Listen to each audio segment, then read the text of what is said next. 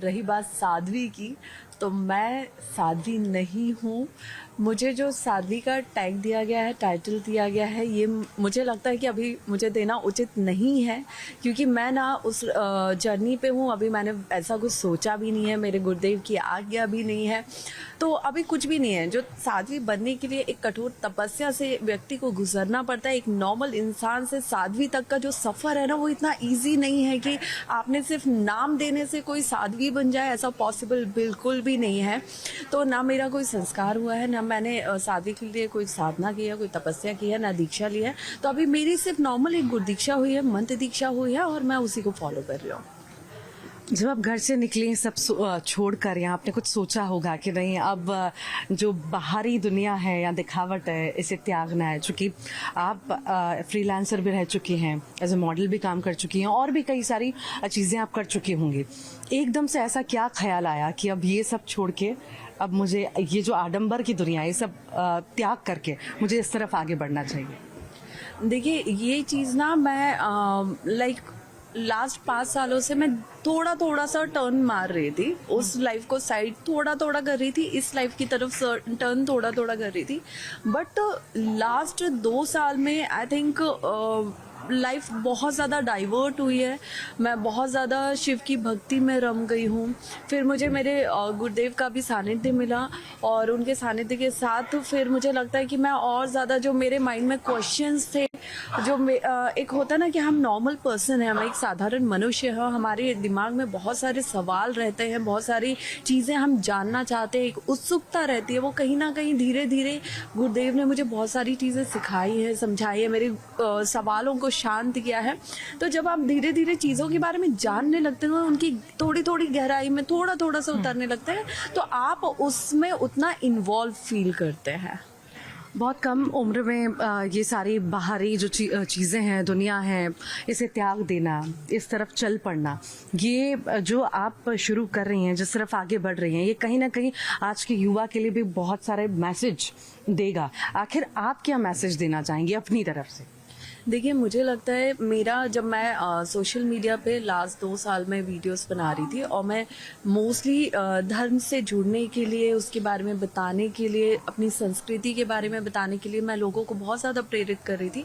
तो अब मुझे लगता है कि लोग उसको समझ पा रहे हैं, लोग उसको जानना चाह रहे हैं। और अब सबसे ज़्यादा खुशी की बात यह है कि हमारे देश में ही नहीं बल्कि विदेशों में भी अब सनातन धर्म की एक लहर चल रही है। लोग वहाँ पे भी विदेशी उससे जुड़ना चाहते हैं, उसे समझना चाहते हैं, उसमें इन्वॉल्व होना चाहते हैं। वरना यूं ही नहीं महाकुंभ, इस भव्य कुंभ में इतने विदेशी श्रद्धालुओं की भीड़ होती।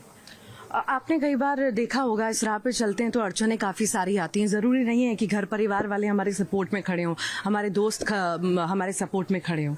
आपको कैसी अड़चनें आई, या वाकई में परिवार भी आपके साथ है कि नहीं, तू कर, हम तेरे साथ हैं? नहीं, मैं इस चीज़ में बहुत भाग्यशाली हूँ, बहुत लकी हूँ कि मेरी फैमिली हमेशा, जब मैं अपने प्रोफेशनल लाइफ भी जी रही थी और आज मैं इस अध्यात्म की राह पे भी हूँ, मेरी फैमिली ने मुझे हर जगह बहुत सपोर्ट किया है। इनफैक्ट मेरे बहुत क्लोज कुछ फ्रेंड्स हैं जो मुझे बार बार यही समझा रहे हैं कि देखो, जितने भी नेगेटिव कमेंट्स चल रहे हैं, नेगेटिव चीज़ें चल रही हैं, ट्रोलिंग चल रही है, उसको बिल्कुल तुम देखो ही मत, क्योंकि लोगों का काम है कुछ, आप अच्छाई की राह पे आगे बढ़ते हो तो लोग पीछे थोड़ा तो खींचते ही हैं। तो मेरे जितने अपने हैं वो सब मुझे हर तरीके से सपोर्ट कर रहे हैं।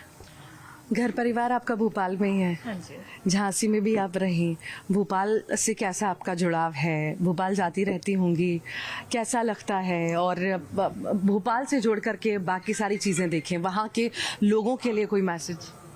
देखिए, मैं भोपाल में रही हूँ, मेरी स्कूलिंग, मेरा कॉलेज लाइफ सब भोपाल, इवन मैंने जो एंकरिंग की शुरुआत की थी वो भी भोपाल से ही हुई थी। तो भोपाल से मेरा एक खासा जुड़ाव है ज़िंदगी का, क्योंकि आप अपनी रूट्स को नहीं भूलते हैं कभी भी।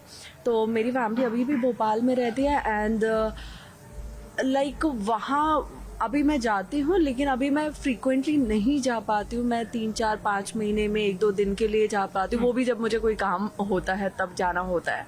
तो भोपाल एक बहुत खूबसूरत शहर है, झीलों की नगरी है, सब जानते हैं।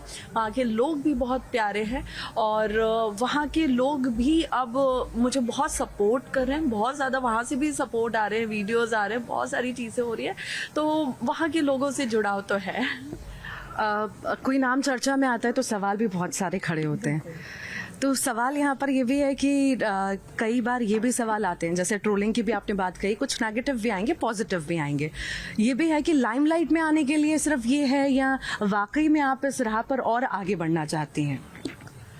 देखिए, ये सवाल मुझसे बार बार किया जा रहा है एंड अच्छी बात है, जितने ज़्यादा सवाल उठते हैं आप उतनी चीज़ों को क्लियर कर पाते हैं। अगर सवाल ही नहीं उठेंगे तो फिर आप कैसे चीज़ों को समझा पाएंगे, राइट?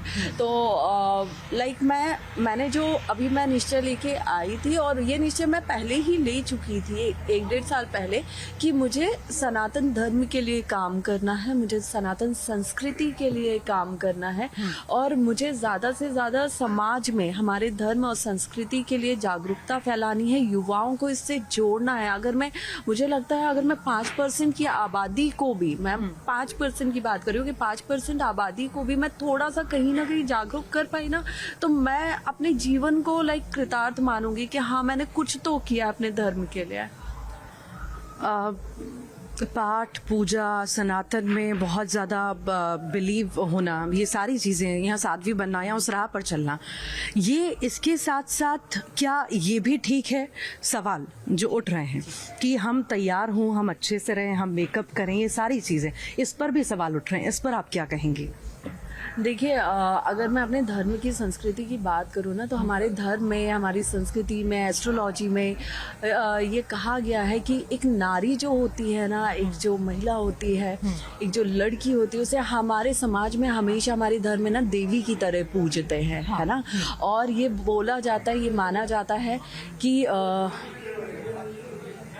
ये बोला जाता है कि एक नारी का, एक महिला का ना, हमेशा मतलब वैसा रहना अच्छा है जिसमें वो खुश रहे। माता लक्ष्मी की अगर बात करें तो कहते हैं कि लक्ष्मी भी तभी आती है जब आप खुद अच्छे से रहते हो। आपकी बॉडी से अगर स्मेल आ रही है, आपने 10 दिन से हेयर वॉश नहीं किया है, आप ऐसी गंदे से कपड़े पहन के घूम रहे हो, तो दरिद्रता दिखाओगे तो दरिद्रता ही आएगी।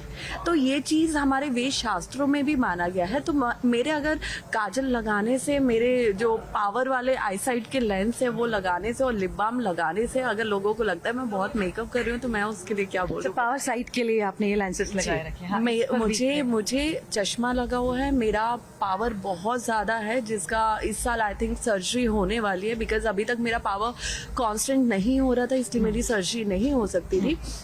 मैं ये सेम कलर के लेंस पिछले 15 साल से लगा रही हूँ। तो अब इस साल जब सर्जरी हो जाएगी तो मुझे चश्मा और लेंस दोनों की ज़रूरत नहीं रहेगी, और मुझे इंडियन ड्रेस पे मुझे कभी चश्मा लगाना अच्छा नहीं लगा है। ये 2 दिनों में जो पॉपुलैरिटी आपको मिली है, कैसा लग रहा है आपको? देखिए, मीडिया की साथ की वजह से और महादेव के आशीर्वाद की वजह से, गुरुदेव के आशीर्वाद की वजह से ये जो पॉपुलैरिटी है, ये टाइम पे टाइम, जहाँ मैं सिर्फ अपने रंग में रहती हूँ वहाँ से मुझे उठा के ट्रोल कर दिया जाता है। ये केदारनाथ के टाइम पे भी बहुत ज़्यादा मेरे साथ हुआ है, जब पट खुले थे लास्ट ईयर, और ये अगेन फिर हुआ है। तो मैं इसे कहीं ना कहीं बहुत पॉजिटिव तरीके से ले रही हूँ, क्योंकि कहते हैं कि महादेव की इच्छा के बिना ना इस ब्रह्मांड में पत्ता भी नहीं हिल सकता, हवा भी नहीं चल सकती। तो ये जो कुछ भी हो रहा है उन्हीं के आशीर्वाद और उन्हीं की कृपा से हो रहा है, तो ये बुरा तो हो ही नहीं सकता। सुंदरता पर बहुत चर्चाएं आपकी हो रही है, नाक, नक्श, आंखें, सब कुछ, हर जगह कि बहुत सुंदर है, बहुत सुंदर है। यहाँ पर महाकुंभ में जो साध्वी आई हैं नई, हालांकि आपने क्लियर कर दिया अभी मैं साध्वी बनने की राह पर हूँ, साध्वी नहीं बन रही हूँ। सुंदरता को लेकर के क्या कहेंगी? देखिए, सुंदरता, ये मुझे नहीं पता था कि मैं इतनी भी कोई खास अच्छी हूँ, जितना मुझे मीडिया के थ्रू और सोशल मीडिया के थ्रू पता चल रहा है। तो ये अच्छा भी है, लेकिन मुझे लग रहा है मुझे नजर भी लग रही है। ईश्वर की ये भी कृपा है कि कद काठी, नाक, नक्श सब कुछ अच्छा दिया, सब उसी के लिए शुक्रगुजार हैं आप। बिल्कुल, मैं पूरी तरह से महादेव की, गुरुदेव की, हर चीज़ में मेरे माता-पिता की शुक्रगुज़ार हूँ कि आज मैं जहाँ भी हूँ, जैसी भी हूँ, जिस तरीके से हूँ और जैसे लोग मुझे देख रहे हैं, मेरी प्रशंसा कर रहे हैं, ये सब इनके बिना अधूरा रहता, होता ही नहीं ना। अब क्या लग रहा है आने वाले समय में कितना चैलेंजिंग रहने वाला है आने वाला समय आपका अभी को देख करके?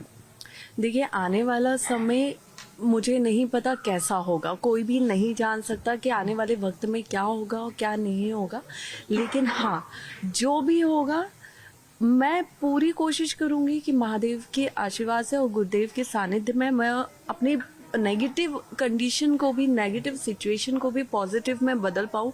और कहते हैं कि जब तक सर पे गुरुदेव का हाथ है ना, तब तक कोई भी चीज़ इतनी बुरी हो ही नहीं सकती कि आप उसे संभाल ना पाओ। कभी बचपन में आपको ऐसा लगा कि मुझे इस राह पर जाना है, या शुरू से ही लगता था मुझे फ्रीलांसिंग करनी है या एंकरिंग करनी है, ऐसा कुछ, या ये बचपन से नहीं था, अभी अभी बदलाव आया? देखिए, मैं स्कूल में थी तो मैं एयरफोर्स ऑफिसर बनना चाहती थी, फिर किस्मत ने मुझे एंकरिंग में ला दिया, फिर एंकरिंग से मैं एक्टिंग में आ गई, और फिर मैं अब सब छोड़ के स्पिरिचुअल रास्ते पे चल रही हूँ। तो ये मुझे लगता है ये सारे रास्ते वो हैं जो महादेव ने मेरे लिए चुने हैं, उन्होंने बनाए हैं। इतना आसान था वो सब छोड़कर यहाँ आना? हाँ, क्योंकि जिस इंसान को इस रास्ते पे आना होता है ना, भगवान पहले से धीरे धीरे आपके अंदर वो बीज बोता जाता है जिसका एक दिन फल सबके सामने आता है।